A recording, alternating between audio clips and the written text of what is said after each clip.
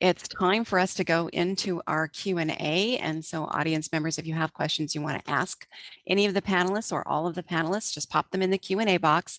It's in the ribbon at the bottom of your screen.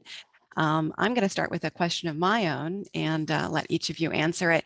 Is there anything you would do differently knowing what you know now? So how about Emma, you start that one.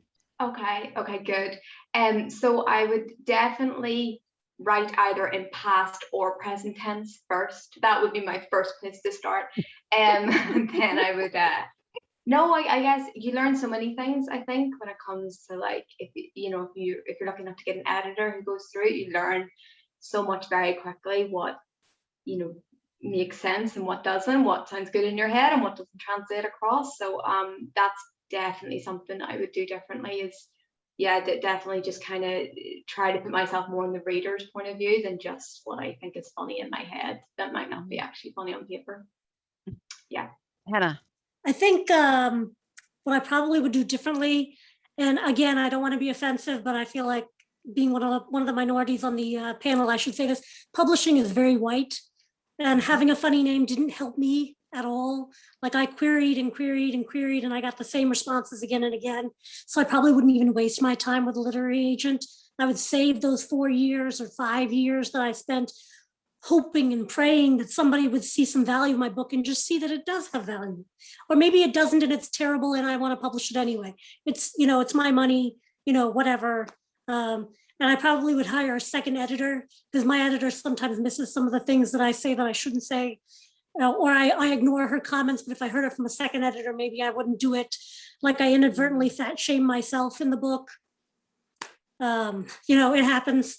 And I would probably hire more sensitivity readers because I had to hire a trans sensitivity reader because I'm not trans. For my book, I'll probably have to hire more minority sensitivity readers going forward to make sure I don't miss anything. Okay. How about you, MB? I think the only thing I would do different is I would write more. Now that I've reread it a few times since it's been out, which is the worst time to reread it, I guess. I'm like, oh, I could have written a cool scene there. Oh, I could have written a cool scene there. So I guess maybe I would read it more before I decide it's done. Personally, I have a hard time reading my own stuff. I have to have a long separation. So I think I just need to get over that and start learning to read my own stuff more so I can catch those things ahead of time.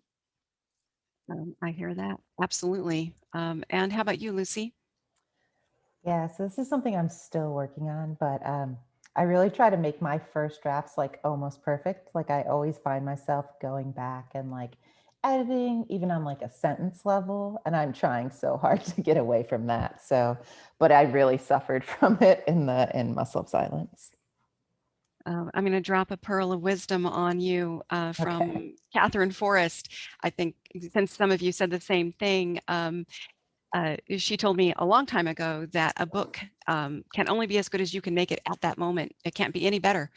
So let it go, let it be flawed. If it has the integrity of being your best work that you can do right then, at least you know that later when someone comes back and says, oh, this could have been better, different, you at least know it was as good as you could make it. So I found that that helps me let go of my books and let them out into the world a little sooner.